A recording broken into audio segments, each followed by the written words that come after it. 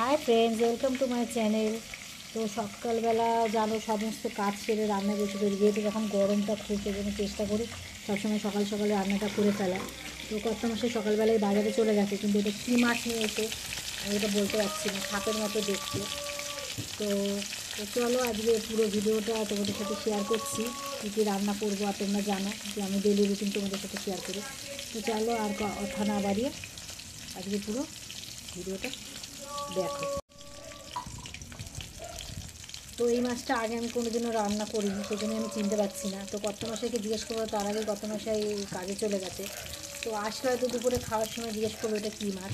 তো গাইস, তোমরা যদি কেউ এই মাছটাকে চিনে থাকো তাহলে আমাকে কমেন্টে জানিও যে এটা কী মাছ। দেখতে তো মনে হচ্ছে, এই দেখো। তো মাছের নামটা আমি জানি না। তো যেই মাছ সাধারণত রান্না করায় বেশি মানে খাওয়ার জন্য কিনে আনি, সেটাই হয়তো চিনি, সেটা একটু চিনি না। এটা এই ফার্স্ট আমি রান্না করছি। তো কী দিয়ে রান্না করবো সেটা তোমাদের সাথে শেয়ার করি, চলো।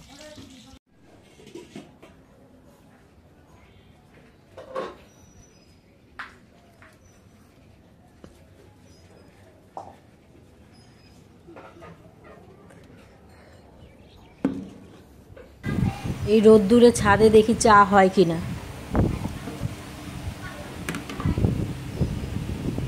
এটাই আজ পরীক্ষা করব। বাহ!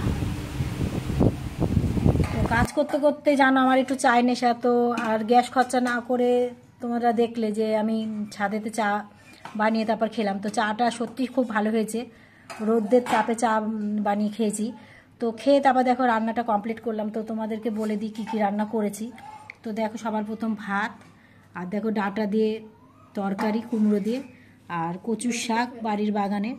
তো আজকে এমনি নিরামিষই করেছি, আর সবটা কেটে উঠতে পারিনি বলে কালকে বা পরশু দিনকে করলে আবার চিংড়ি মাছ দিয়ে করবো, ওই জন্য আজকে অনেক রান্না করেছি বলে আজকে চিংড়ি মাছ দিয়ে করলাম। তারপর দেখো ভেন্ডি আলুর তরকারি। তারপর দেখো এই যে মাছটা, এই মাছটার নাম জানতে পেরেছি। তো এই মাছটার নাম হচ্ছে ল্যাটা মাছ। তো দেখো ল্যাটা মাছ দিয়ে লাউ দিয়ে ঝোল করেছি। আর সবার শেষে জানো আমার চাটনি থাকবে মেনুতে, আর হচ্ছে মেনু।